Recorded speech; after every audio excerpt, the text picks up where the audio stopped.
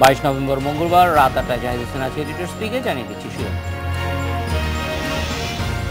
প্রধানমন্ত্রীর ডাকে গণভবনে আইভি শামীম, সুষ্ঠু নির্বাচন হলে জয়ের আশা বিএনপি।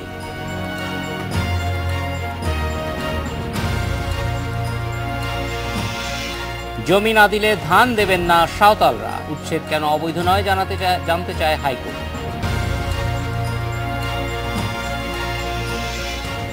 দুর্বল নেটওয়ার্ক ও ধীরগতির ইন্টারনেট, মোবাইল অপারেটরদের বিরুদ্ধে গ্রাহকদের অভিযোগ।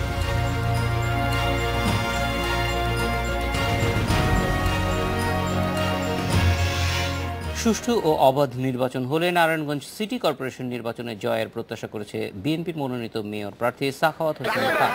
নির্বাচনের পরিবেশ তৈরি করতে তিনি নির্বাচন কমিশনের প্রতি আহ্বান জানিয়েছেন। এদিকে এই নির্বাচন সুষ্ঠু করতে সেনাবাহিনী মোতায়েনের দাবি করেছে দলের সিনিয়র যুগ্ম মহাসচিব রুহুল কবির রিজভী।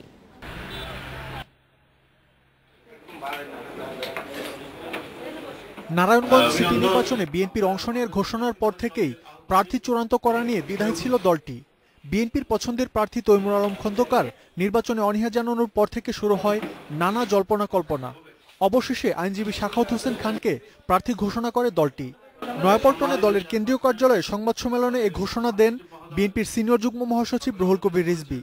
বাংলাদেশ জাতীয়তাবাদী দল বিএনপির প্রার্থী ধানের শীষের প্রার্থী হিসাবে অ্যাডভোকেট সাখাওয়াত হোসেন খানকে দলের পক্ষ থেকে চূড়ান্ত মনোনয়ন দেওয়া হয়েছে। বিএনপি রাজনীতির সাথে কখনো সরাসরি জড়িত না থাকলেও নারায়ণগঞ্জের বহুল আলোচিত 7 খুন মামলায় বাদীপক্ষের আইনজীবী হিসেবে কাজ করে আলোচনায় আসেন সাখাওয়াত হোসেন খান। তার এই খ্যাতিকে কাজে লাগাতে চাচ্ছে বিএনপি। দল বিশ্বাস করে ধানের শীষ প্রতীক দেওয়া হয়েছে। প্রতিযোগিতামূলক পরিবেশে যারা যারা প্রার্থী আছে সবাইকে সমান ধরনের সুযোগ সুবিধা দেওয়া হবে, সেটাই আমি চাই। রাজনৈতিক পরিচয় বড় না হলেও দলের সিদ্ধান্তকে মেনে নিয়েছেন বিএনপির অন্যান্য মনোনয়ন প্রত্যাশীরা। দলীয় প্রার্থীর পক্ষে একযোগে কাজ করার ঘোষণাও দিয়েছেন তারা। দেশনেত্রী বেগম খালেদা জিয়া যেই সিদ্ধান্ত নিয়েছেন সেটাই আমাদের কাছে চূড়ান্ত। এখানে কোনো ধরনের কোনো বিভক্তি নাই, মতপার্থক্য নাই। এদিকে নারায়ণগঞ্জ সিটি নির্বাচন সুষ্ঠু না হলে বিএনপি কঠোর সিদ্ধান্ত নেবে বলে হুঁশিয়ার করেছেন দলের স্থায়ী কমিটির সদস্য ডক্টর খন্দকার মোশাররফ হোসেন। আজকে যদি তারা গণতন্ত্রে পূর্ণ বিশ্বাস করে, এটা আমাদের লাস্ট সর্বশেষ টেস্ট কেস হিসাবে আমরা নারায়ণগঞ্জ সিটি কর্পোরেশন নির্বাচনে অংশগ্রহণ করছি। তার মাধ্যমে আমরা দেখতে চাই যে সরকারের কোনো চরিত্রের পরিবর্তন হয়েছে কিনা।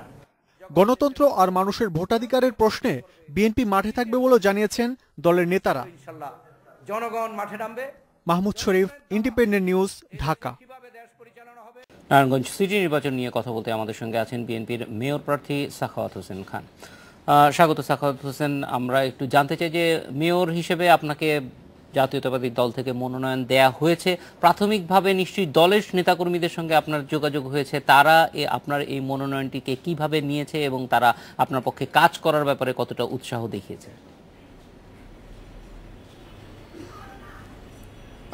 আপনারা জানেন যে আগামী 22শে ডিসেম্বর নারায়ণগঞ্জ সিটি কর্পোরেশনের নির্বাচন অনুষ্ঠিত হবে। বাংলাদেশের একটি প্রধান দল বাংলাদেশ জাতীয়তাবাদী দলের বিএনপির মেয়র ক্যান্ডিডেট হিসাবে ধানের শীষ প্রতীকে নির্বাচন করার জন্য আমাকে কেন্দ্রীয় হাইকমান্ড থেকে মনোনয়ন দেওয়া হয়েছে। আজকে নারায়ণগঞ্জে আমাকে মনোনয়ন দেওয়ার পর থেকে নারায়ণগঞ্জের যে নেতাকর্মী আছেন, আমাদের সমর্থক আছে এবং সাধারণ মানুষ আছে, তাদের মধ্যে একটা বিশেষ আগ্রহের ভাব দেখা গেছে এবং সকলের মধ্যে একটা প্রাণচাঞ্চল্য ফিরে এসেছে এবং সবাই আমার ক্যান্ডিডেসিকে তারা স্বাগত জানিয়েছে। তো আমরা মনে করি যে নারায়ণগঞ্জ আমাদের নির্বাচনী ব্যবস্থার উপরে একটি সর্বশেষ একটা পদক্ষেপ। এই পদক্ষেপে আমরা এই জন্যই নির্বাচনে গিয়েছি যে এই সরকার এবং নির্বাচন কমিশন সারা বাংলাদেশে নির্বাচনী ব্যবস্থাকে প্রশ্নবিদ্ধ করেছে এবং নির্বাচনে যাওয়ার মতো কোনো পরিবেশ তারা রাখে নাই। তারপরেও এই নির্বাচন কমিশনারের সর্বশেষ নির্বাচন হিসাবে বাংলাদেশ জাতীয়তাবাদী দল যে নির্বাচনে যাওয়ার জন্য সিদ্ধান্ত নিয়েছে, এটা একটা অ্যাসিড টেস্ট হিসাবে নিয়েছে। সেই অ্যাসিড টেস্টের অংশ হিসাবে আমরা নির্বাচনে অংশগ্রহণ করেছি। নারায়ণগঞ্জের 60% ভোটার আজকে আমাদের বিএনপির পক্ষে। বিএনপির সকল নেতাকর্মী এবং নেতৃবৃন্দ আজকে সব পূর্বের সকল সময় থেকে আজকে ঐক্যবদ্ধ, এবং বর্তমানে নারায়ণগঞ্জ বিএনপি পূর্ণরূপে ঐক্যবদ্ধ আছে। এখানে যদি সুষ্ঠু এবং নিরপেক্ষভাবে ভোট হয় এবং একটা প্রতিযোগিতামূলক নির্বাচনের ব্যবস্থা এই নির্বাচন কমিশনার করতে পারে এবং জনগণ যদি তাদের ইচ্ছার প্রতিফলন ঘটাতে পারে, তাহলে আশা করি এই নির্বাচনে আমরা 60% ভোট অবশ্যই পাব এবং নিরপেক্ষ ভোট হলে আমরা অবশ্যই বিজয়ী হবে বলে আমি আশা পোষণ করি। এবং সেই ধরনের পরিবেশ আমি মনে করি এই আমাদের নারায়ণগঞ্জে প্রতিফলিত হচ্ছে। একটা বিষয় যে আজকে আমাকে বাংলাদেশ জাতীয়তাবাদী দল বিএনপির যে ক্যান্ডিডেট করা হয়েছে মেয়র প্রার্থী হিসাবে, সেটা তৃণমূলের মতামতের ভিত্তিতেই আজকে আমাকে মনোনীত করা হয়েছে। সেক্ষেত্রে তৃণমূল আমার সাথে, দলের সাথে ধানের শীষের পক্ষে আছে। এখন আপনারা একটা বিষয় দেখেছেন যে বাংলাদেশ আওয়ামী লীগ, যিনি আমার বিরোধী দাঁড়িয়েছে, উনি কিন্তু তৃণমূলের থেকে মনোনীত নয়। ওনার কিন্তু বাংলাদেশ আওয়ামী লীগের নারায়ণগঞ্জের যে তৃণমূলের নেতৃবৃন্দ আছে, যে ডেলিগেটরা আছে, তারা কিন্তু তার নাম কেন্দ্রে পাঠায় নাই। তারপরেও কেন্দ্র থেকে যেই সিদ্ধান্তটা নিয়েছে সেটা আমি মনে করি তৃণমূলের মতামতকেই এখানে প্রতিফলন ঘটে নাই। সেই প্রতিফলন না ঘটার কারণে আমি মনে করি সেটার সুফল আমরা অবশ্যই পাবো এবং আমাদের তো 60% ভোট আছে।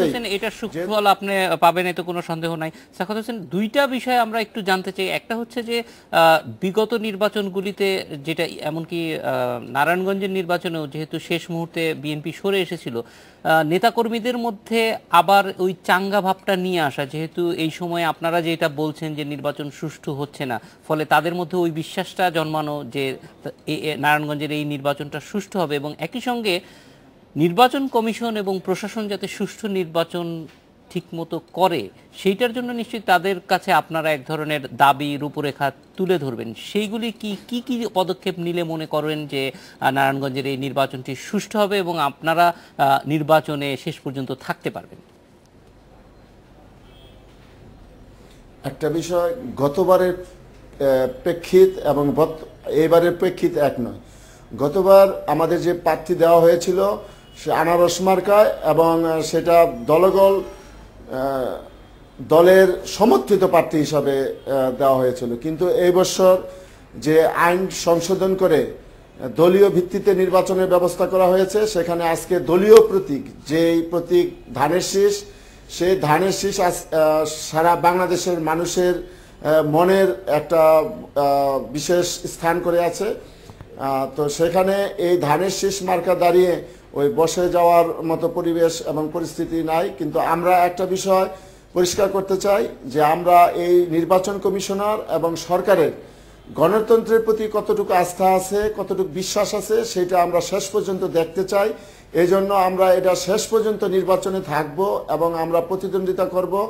আমরা প্রতিদ্বন্দ্বিতা আর মানুষ নিয়েই আমরা এখানে অংশগ্রহণ করেছি। আমরা সেই বিষয়টা আমরা আজকে আপনাদের মাধ্যমে নারায়ণগঞ্জবাসীকে পরিষ্কার করতে চাই। সাখাওয়াত হোসেন, আমরা নিশ্চিত যে আপনি যে প্রতিশ্রুতি দিয়েছেন যে শেষ পর্যন্ত নির্বাচনের মাঠে থাকবেন, কিন্তু একই সঙ্গে এই পরিবেশটা যাতে বজায় রাখে সেই জন্য আমরা যেটা একটা বিরতির পর আপনার কাছে জানতে চাইবো যে নির্বাচন কমিশনের কাছে এবং প্রশাসনের কাছে, এবং আপনিও বলেছেন যে প্রশাসনের কিছু পরিবর্তন প্রয়োজন, সেইগুলির ব্যাপারে সুনির্দিষ্ট আপনার যেই চাহিদা আছে সেগুলি সম্পর্কে আমরা একটা জানতে চাইবো। একটা বিরতির পর আপনার কাছে ফিরে আসছি। সাখাওয়াত হোসেন আমাদের সঙ্গে থাকুন। একটু স্পিকে নিচ্ছে একটা বিরতি।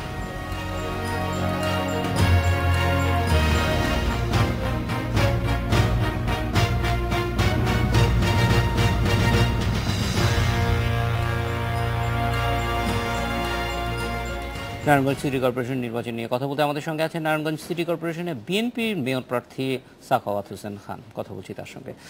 স্বাগত আরেকবার সাখাওয়াত হোসেন খান। আমরা একটু সুনির্দিষ্টভাবে জানতে চাই যে আপনার পরিকল্পনা কি, বিশেষ করে প্রশাসন পুনর্গঠনের ক্ষেত্রে কি ধরনের সুপারিশ বা চাহিদা আপনি মনে করেন হলে সুষ্ঠু নির্বাচনের জন্য ভালো হবে?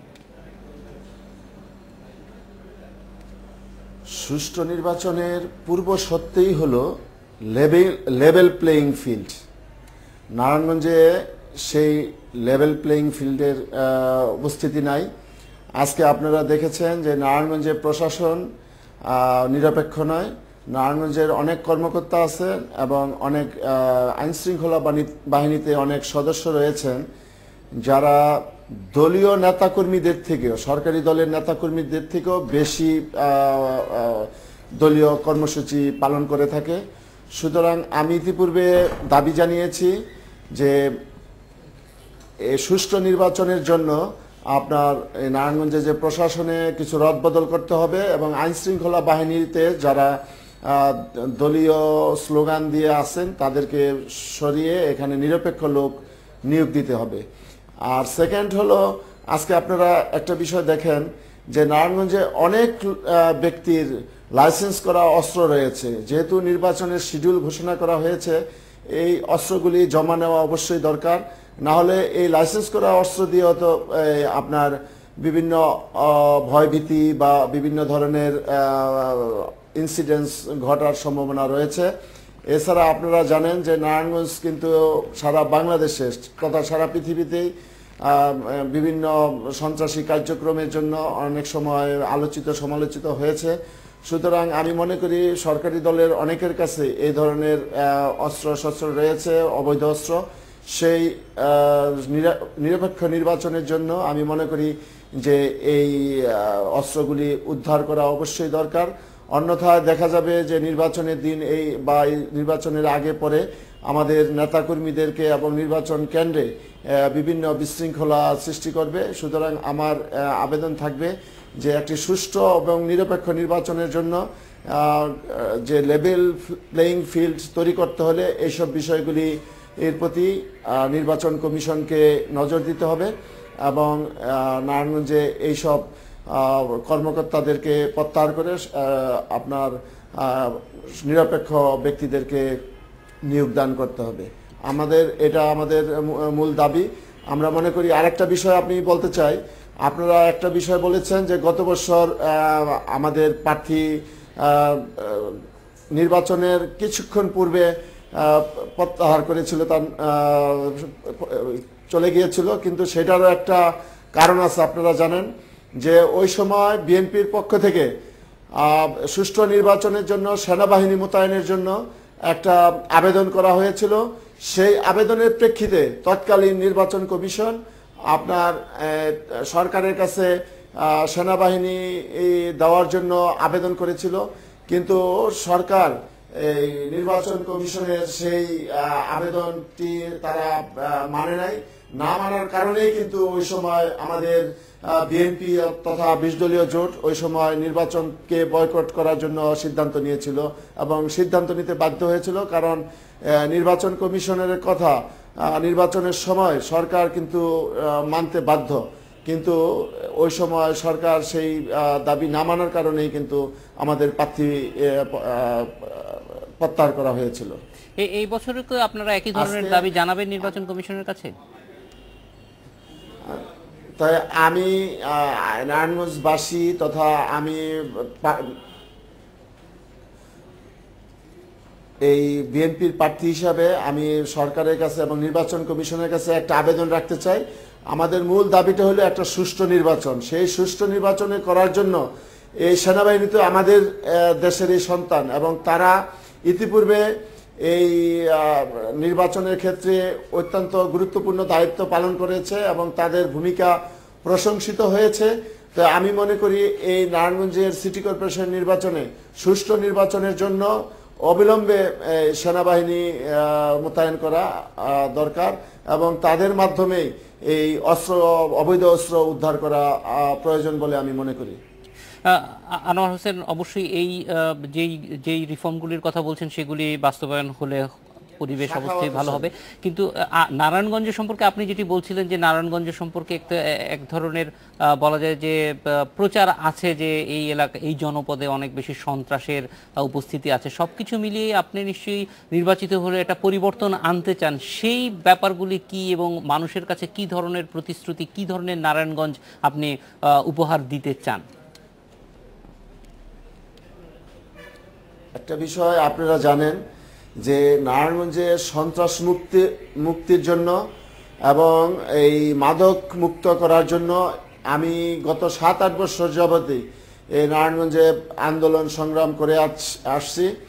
আজকে এই নারায়ণগঞ্জে আপনার সন্ত্রাস এবং মাদকে মাথাচাড়া দিয়ে উঠেছে, কিন্তু বর্তমান এই সরকার এই বিষয়গুলির প্রতি কিন্তু খেয়াল দেয় নাই, যার জন্য আজকে প্রতিটা সংসারের মধ্যেই বেশিরভাগ সংসারের ছেলেপেলেরা আজকে বিপদগামী হওয়ার পর্যায়ে রয়েছে। সুতরাং এটার থেকে রক্ষার জন্য আমি মনে করি যে এই মাদক মুক্ত সমাজ গড়া এবং নারায়ণগঞ্জকে মাদক মুক্ত করা এবং সন্ত্রাস মুক্ত করা অত্যন্ত প্রয়োজন। সেই হিসাবে আমি ইতিপূর্বে বলেছি, যদি আমি সিটি কর্পোরেশনের মেয়র নির্বাচিত হতে পারি, আমি এই নারায়ণগঞ্জকে মাদক মুক্ত এবং সন্ত্রাস মুক্ত করার জন্য একটি সামাজিক আন্দোলন গড়ে তুলব। সামাজিক আন্দোলন গড়ে তুলব এই জন্য, কারণ জনগণকে যদি এইসবের বিরুদ্ধে সম্পৃক্ত করা যায় তাহলে আমি মনে করি এই আপনার এইগুলি করা সম্ভব। আর একটা বিষয় দেখবেন যে ইতিপূর্বে আমার অপোজিট যে প্রার্থী রয়েছে উনি দীর্ঘদিন যাবৎ নারায়ণগঞ্জ সিটি কর্পোরেশনের দায়িত্বে আছেন, কিন্তু দায়িত্বে থাকার পরেও উনি নারায়ণগঞ্জবাসীকে ঐক্যবদ্ধ করতে পারেন নাই।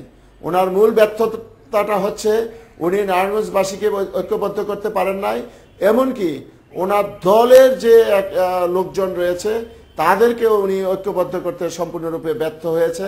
তো সেখানে এই শুধু বড় বড় কথা বলে জনগণের ভোট নিয়ে কারণ অনেক আশা ভরসা করেই কিন্তু গত বছর এই আপনার এই বিএনপির লোকজনেই কিন্তু এই আইভি রহমানকে ভোট দিয়েছিল, কিন্তু সে কিন্তু সেই মানুষের প্রত্যাশা পূরণ করতে পারে নাই আপনার মতে। সাখাওয়াত হোসেন, একটা শেষ বিষয়ে একটু জানতে চাই যে আপনি 7 খুনের মামলায় পরিচালনা করছেন সেখানে বাদী পক্ষের হয়ে, তো ওই মামলাটি একদম শেষ পর্যায়ে আছে। আপনার এই নতুন যে প্রচারণা এবং প্রচারণার জন্য যে সময়ের প্রয়োজন সেটার জন্য মামলা কোনোভাবে ব্যাহত হতে পারে কিনা, এই ব্যাপারে আপনার কি প্রস্তুতি? আমি আপনাকে একটা কথা বলতে চাই, আমি শুধু কিন্তু 7 খুনের মামলা পরিচালনা করেছি তাই নয়। যে সময় নারায়ণগঞ্জের জনপ্রতিনিধির থেকে শুরু করে নারায়ণগঞ্জের অনেক লোক যারা এই 7 খুনের পক্ষে দাঁড়ায় নাই, আন্দোলন সংগ্রাম করে নাই, আমি কিন্তু আন্দোলন সংগ্রাম করেছি এবং এই যে র্যাবের যারা জড়িত দুষ্কৃতিকারী তাদেরকে গ্রেপ্তারের জন্য আমি নিজে বাদী হয়ে উচ্চ আদালতে রিট পিটিশন করেছি। সেই রিটের প্রেক্ষিতে কিন্তু উচ্চ আদালত এই র্যাবের সদস্যদেরকে গ্রেপ্তার করার নির্দেশ দিয়েছে এবং নির্দেশ দেওয়ার পরেই আজ তাদের গ্রেপ্তার করা হয় এবং তারা একে একে 21 জন এই বিজ্ঞ আদালতে এই ঘটনার সাথে জড়িত আছে মর্মে আপনার স্বীকারোক্তিমূলক জবানবন্দি প্রদান করে। এই মামলায় ইতিপূর্বে 106 জন সাক্ষ্য সমাপ্ত হয়েছে, আর্গুমেন্ট সমাপ্তির পথে। এখন আমাদের কোনো কাজ নাই, এখন কাজ হলো আর্গুমেন্ট করছেন আসামি পক্ষ। আমরা সবসময় যতই নির্বাচনে দাঁড়িয়েছি কিন্তু এই মামলার শুনানির সময় আমি ইতিপূর্বে উপস্থিত ছিলাম এবং আগামী যে শুনানিগুলি অনুষ্ঠিত হবে অবশ্যই আমি বাদীপক্ষে উপস্থিত থাকব। আশা করি এই নির্বাচনের কারণে ওই মামলার কোনো প্রভাব পড়বে এটা আমি বিশ্বাস করি না। সাখাওয়াত হোসেন খান, অনেক ধন্যবাদ আমাদের সঙ্গে যোগ দেওয়ার জন্য। নিচ্ছে আরো একটা বিরতি।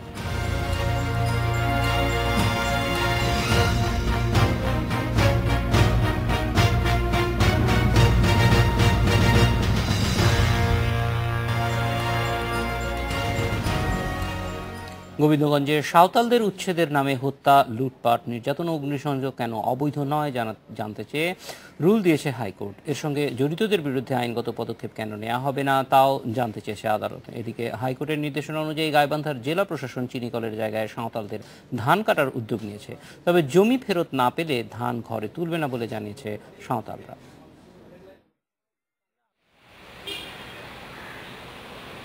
গোবিন্দগঞ্জে সাঁওতালদের উচ্ছেদের ঘটনায় এখন পর্যন্ত 3টি রিট হয়েছে হাইকোর্টে। এর মধ্যে প্রথম দুটিতে জারি করা রুলে সাঁওতালদের স্বাধীনভাবে চলাফেরা করা সহ ক্ষতিগ্রস্তদের ক্ষতিপূরণের নির্দেশনা দেয় হাইকোর্ট। সবশেষ রিটে বিচার বিভাগীয় তদন্তে কমিশন গঠনের নির্দেশনা চাওয়া হয়। এর ওপর প্রাথমিক শুনানি নিয়ে আদালত জড়িতদের বিরুদ্ধে আইনি ব্যবস্থা কেন নেওয়া হবে না জানতে চেয়ে রুল দিয়েছে। আইনগতভাবেই ধরে নিচ্ছি যে উচ্ছেদ কার্যক্রমটা শুরু থেকে অবৈধ। সেই অবৈধ কার্যক্রমের পরিপ্রেক্ষিতে সাবসিকুয়েন্টলি যত রকমের কাজ হয়েছে প্রত্যেকটাই অবৈধ। কেউ একজন সরকারি চাকরি করেন বা কেউ একজন জনপ্রতিনিধি বলে তিনি এই ফৌজদারি অপরাধ থেকে পার পাবেন সেরকম কোনো আইন কিন্তু বাংলাদেশে পর্যন্ত নেই। যে কারণে তাদের এই ফৌজদারি কার্যক্রমের জন্য তাদের ফৌজদারি আইনে কেন ব্যবস্থা নেওয়া হবে না, এই ছিল হচ্ছে আমাদের মূলের রিটের বক্তব্য। স্বরাষ্ট্র সচিব, শিল্প সচিব, স্থানীয় সংসদ সদস্য সহ 12 জনকে রুলের জবাব দিতে হবে। এদিকে গোবিন্দগঞ্জের বাগদা ফার্ম এলাকায় ফলানো ধান কাটতে সাঁওতালরা সহযোগিতা করছে না বলে দাবি করেছে জেলা প্রশাসন। যদি তারা নিজেরা ধান কেটে নিতে না চায় তাহলে তাদেরকে সুগার মিল অথরিটি ধান কাটবে, কেটে তাদেরকে বুঝিয়ে দেবে। এখন এই বুঝিয়ে দেওয়ার ক্ষেত্রে যদি আমরা উপযুক্ত না পাই, আমরা চাইব যে যদি কোনো সমিতির মাধ্যমে চাষ হয়ে থাকে সমিতিকে বুঝিয়ে দিতে। অন্যদিকে সাঁওতালদের অভিযোগ তাদের না জানিয়েই ধান কাটার উদ্যোগ নিয়েছে প্রশাসন। উচ্ছেদ করা জমি ফিরিয়ে দেওয়া সহ মামলা প্রত্যাহার না হওয়া পর্যন্ত ধান নিতে অস্বীকার করেছে তারা। বাপ দাদার সম্পত্তি, ঘর করবো, বাড়ি করবো, রক্ত দিছি, তার আগে আমরা ধান কাটবো ঠিকভাবে।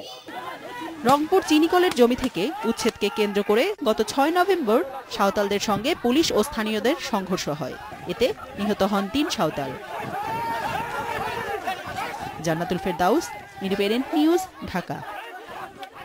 গাইবান্ধার গোবিন্দগঞ্জের সাঁওতাল পল্লী বিষয়ে কথা বলতে আমাদের সঙ্গে আছেন উত্তরাঞ্চল প্রধান হাসিবুর রহমান।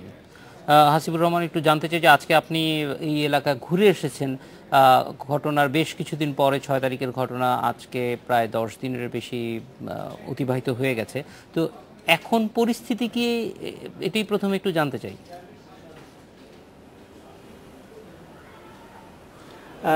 জাহিদ ভাই, পরিস্থিতি ধীরে স্বাভাবিক হচ্ছে। বিশেষ করে আমি আজকে কিন্তু দেখেছি দল ধরে বাচ্চারা স্কুলে যাচ্ছে, যারা ঘটনার পরপরই স্কুলে যায়নি, লেখাপড়া বন্ধ হয়ে গেছে, তাদেরকে আমি আজকে স্কুলে যেতে দেখেছি। একবারই যারা বলা যায় যে অবলম্বন ছিল না তাদের রোজগারের, তাদেরকে আমি কাজ করতে দেখেছি জমিতে। পরিস্থিতি ধীরে ধীরে উন্নতি হচ্ছে, কিন্তু তাদের সব সমস্যা সেগুলোর কিন্তু সমাধান হচ্ছে না। বিশেষ করে যারা ওই দিন গৃহহীন হয়েছিল তাদের আরও এখন পর্যন্ত গৃহ নির্মাণ কোনো সহায়তা সরকারের পক্ষ থেকে দেয়া হয়নি। এবং আমি আজকে দেখেছি যে বেশ কিছু সাঁওতাল পরিবারের সদস্যরা গাছের লতা পাতা দিয়ে ঘর বানাচ্ছে বিভিন্ন জায়গায়, এবং বলা যায় যে ছোটোখাটো ঝোপঝাড়ে তারা এই সব ঘর বাড়ি বানায় থাকবার চেষ্টা করছে, এবং এর সংখ্যাও একেবারে কম না। আবার কারো কারো ভাগে লতা পাতার ঘরও জোটেনি, কারণ তারা অন্য জায়গায় থাকার কারণে বলা যায় যে তাদেরকে এই সুযোগও দেওয়া হয়নি। ফলে তারা গাছের নিচে রয়েছে অথবা ঘর বারান্দায় রয়েছে। এইখানকার অবস্থাটা এইরকম। আর একটা বিষয় আপনাকে জানিয়ে রাখি যে জমি দখলের যে বিষয়টা নিয়ে দীর্ঘদিন ধরেই প্রভাবশালীদের একটা চেষ্টা ছিল। আজকে না, বেশ কয়েকদিন ধরেই যে বিষয়টা কানে কানে আসছিল, মুখে আসতেছিল, সেটা ছিল যে গোবিন্দগঞ্জ উপজেলার যিনি ভূমি কমিশনার ছিলেন, সহকারী কমিশনার ভূমি ছিলেন ওভিদিও মারান্ডি, তাকেও সম্ভবত এই ধরনের ঘটনায় প্রাণ দিতে হয়েছে এমন কথাই তারা বলছে। এবং এই অভিযোগটা শুধু সাঁওতালদের নয়, এই অভিযোগটা তার পরিবারের পক্ষ থেকেও তোলা হয়েছে বলে আমরা আজকে জানতে পেরেছি। এবং বেশ কিছু লোকজন এই অভিযোগটা নতুন করে সাংবাদিকদের কাছে করেছে, এবং তারা সবার মধ্যে এটা নিয়ে আলোচনা করছে, যেটা কয়েকদিন আগেও আমরা দেখিনি। ওই মারান্ডিকে কিন্তু কিছুদিন আগে প্রাণ দিতে হয়েছে এই ভূমি বিরোধকে কেন্দ্র করে, স্পেশালি বাগদা ফার্মের যে ভূমি, যেখানে 1842 একর জমি নিয়ে বিরোধ চলছে। বলছে সাঁওতালরা বলছে পূর্বপুরুষদের জমি, আর এই পূর্বপুরুষদের জমিকে ফিরিয়ে দেওয়ার কথা বলে যারা এটা দখলের চেষ্টা করছিল তাদের সাথে মনোমালিন্য ছিল ওভিদিও মারান্ডির, এমন কথাই আমরা জানতে পেরেছি। আর এখন পর্যন্ত সেখানে যারা খোলা আকাশের নিচে, তারা কোনো রকমে বেঁচে আছে, টিকে আছে। যদিও সরকারের পক্ষ থেকে বলা হয়েছে, উপজেলা নির্বাহী অফিসার আমাকে বলেছেন যে 150টি পরিবারকে তারা শীত বস্ত্র দিয়েছে এবং খাদ্য সহায়তা দিয়েছে। এর বাইরেও বেশ কিছু সংগঠন বা প্রতিষ্ঠানের পক্ষ থেকে তাদেরকে সহায়তা দিতে আমি দেখেছি। হাসিবুর রহমান, সাঁওতালদের এই জমি এবং এই জমি নিয়ে যে বিরোধ সেটা বহু পুরনো। কিন্তু আমরা যেটা দেখি এমনকি ঢাকা শহরে উচ্ছেদের সময় সরকারকে এরকম অমানবিক হতে কখনো দেখি নেই, অন্তত বাড়িঘর যেখানে পুড়িয়ে দেওয়া হচ্ছে। এইটার পেছনে আমরা বিলু ভাই, আপনি দীর্ঘদিন সাংবাদিকতা করছেন, আমরাও করছি, আমরা দেখি যে সরকারি জমির ব্যাপারে সরকারি কর্মকর্তাদের খুব বেশি আগ্রহ থাকে না যতক্ষণ না পর্যন্ত একটা বেসরকারি ব্যক্তি এই জমির সঙ্গে ইনভলভ হয়। এরকম কোনো তথ্য আমাদের কাছে আছে কিনা যে এই জমিগুলির ক্ষেত্রে অন্য কোনো বন্দোবস্তর ব্যবস্থা হচ্ছিল বা কোনো একটা থার্ড পার্টি এখানে ইনভলভ আছে? জাহিদ ভাই, আপনি ঠিকই বলেছেন। এই যে জমিগুলো নেওয়া হয়েছিল মূলত সুগার মিলকে যখন সরকার দেয় তখন বলা হয়েছিল যে এখানে আখ চাষ করা হবে। এখন আপনি যদি এই বাগদা ফার্মের ভিতর দিয়ে ঘুরতে থাকেন বা দেখতে থাকেন, দেখবেন অনেকগুলো পুকুর খনন করা হয়েছে। এর বাইরেও আপনি দেখবেন বেশ কিছু অন্য সবজি বা অন্য শস্য আবাদ করা হচ্ছে, যেমন আলু একবার আবাদ করা হয়েছে। আপনাকে জানিয়ে রাখি যে 2004 সালে মিলটি কিন্তু বন্ধ হয়ে গেলে, পুরোপুরি বন্ধ হয়ে গেলে এই বাগদা ফার্মের জমি অন্য লোককে লিজ দেওয়া হয়েছিল। তারা আলু চাষ করেছে, কেউ বেগুন চাষ করেছে। এখন যেসব ফসল হচ্ছে তার মধ্যেও আমি দেখেছি মরিচ চাষ হচ্ছে, তার মধ্যে পাট চাষ হচ্ছে, অথচ এই জমিটা দেয়ার শর্তেই বলা হয়েছিল যে আখ চাষ করতে হবে। আর এটার প্রতি লবটা, ঠিক নজরটা পড়ে 2004 সালে যখন মিলটা একবার বন্ধ হয়ে যায়, তখনই মূলত যারা এখানকার ভূমিদস্যু রয়েছে, যারা প্রভাবশালী নেতা রয়েছেন, তারাই এটার প্রতি নজর ফেলান এবং ধীরে ধীরে তারা নানা ধরনের কৌশল অবলম্বন করে। এক পর্যায়ে এই আদিবাসী বলেন আর সাঁওতাল পল্লীর লোকজন বলেন, এদেরকে মাইকিং করে ডেকে নেওয়া আসা হয় যে তোমাদের যে জমি দেওয়ার শর্ত ছিল পূর্বপুরুষদের যে আখ চাষ করা হবে, সেই শর্ত ভঙ্গ করা হয়েছে, সুতরাং সরকারের কাছ থেকে এখন তোমরা জমি ফেরত পাবে। এবং আপনাকে জানিয়ে রেখে যে জমি কিন্তু 9 লাখ টাকার এই এলাকার জমি সেই সময় সরকার কিনেছিল। যদিও সেই সময় জমির দাম খুব বেশি ছিল না, কিন্তু যেহেতু আপনি জানেন যে সাঁওতালরা খুব নিরীহ, তারা লেখাপড়া তেমন জানে না, যে যেভাবে পারছে তাদের কাছ থেকে এই সুযোগ সুবিধাগুলো নেবার চেষ্টা করছে। বিশেষ করে যারা ভূমিদস্যু, এবং এখন যার কথা বেশি শোনা যাচ্ছে আবুল কালাম আজাদ, স্থানীয় সংসদ, সেই সাথে সাপমারা ইউনিয়ন পরিষদের চেয়ারম্যান যিনি আছেন শাকিল আকন্দ বুলবুল, তাদের কথাই বেশি শোনা যাচ্ছে যে তারাই নানা ধরনের কৌশল করেছে এই জমিগুলো আত্মসাৎ করবার জন্য বা দখল করবার জন্য। এর আগেও বেশ কিছু ভূমিদস্যুর কথা আমি জানতে পেরেছি, যিনি ফার্মের ম্যানেজার হিসেবে দায়িত্ব পালন করছেন, সুগার মিলের ফার্মের ম্যানেজার আলমগীর কবির, তিনি স্পষ্টতই আমার কাছে বেশ কিছু লোকজনের নাম করে বলেছেন যে তারা এইখানে জমি দখল করেছে বা ভূমি ব্যবহার করছে অবৈধভাবে। এরকম আরও বেশ কিছু লোকজনের নাম আমরা বিভিন্নভাবে জানতে পেরেছি যে এই 5,5-6 হাজার বিঘা জমির প্রতি নজর তাদের বেশ কিছুদিন ধরেই ছিল। হাসিবুর রহমান, অনেক ধন্যবাদ আমাদের সঙ্গে যোগ দেওয়ার জন্য। ইদ্রিস থেকে নিচে আরো একটি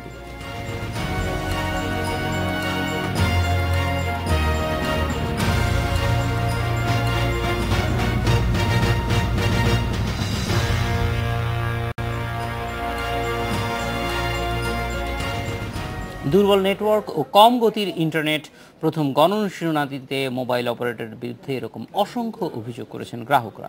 অভিযোগ আমলে নিয়ে সেবার মান বাড়ানোর আশ্বাস দিয়েছে বিটিআরসি। এ বিষয়ে কথা বলতে আমাদের সঙ্গে আছেন সহকর্মী আব্দুল্লাহ মামুন। আব্দুল্লাহ মামুন, গ্রাহকদের মূল অভিযোগের জায়গাটা কি এবং সেই ক্ষেত্রে বিটিআরসি কি ধরনের উদ্যোগের প্রতিশ্রুতি আপনাদেরকে দিয়েছে? আপনাকে বলে রাখি যে বর্তমানে বাংলাদেশে প্রায় 11,70,00,000 মানুষ মোবাইল ব্যবহার করে, অর্থাৎ যদি বলি যে 6 জন মানুষের মধ্যে একজনই কিন্তু মোবাইল ইউজ করে, ফলে বিপুল সংখ্যক মানুষ কিন্তু আসলে মোবাইল গ্রাহক। ফলে এখন পর্যন্ত 6টি অপারেটর আছে, তারা সারা দেশে কিন্তু নেটওয়ার্ক সম্প্রসারণ করতে পারেনি। সব গ্রাহকেরই শুরুতেই যে অভিযোগ ছিল আসলে নেটওয়ার্ক সম্প্রসারণের বিষয়টি, এখনও অধিকাংশ প্রত্যন্ত অঞ্চলে কিন্তু মোবাইলদের কিন্তু নেটওয়ার্ক নেই।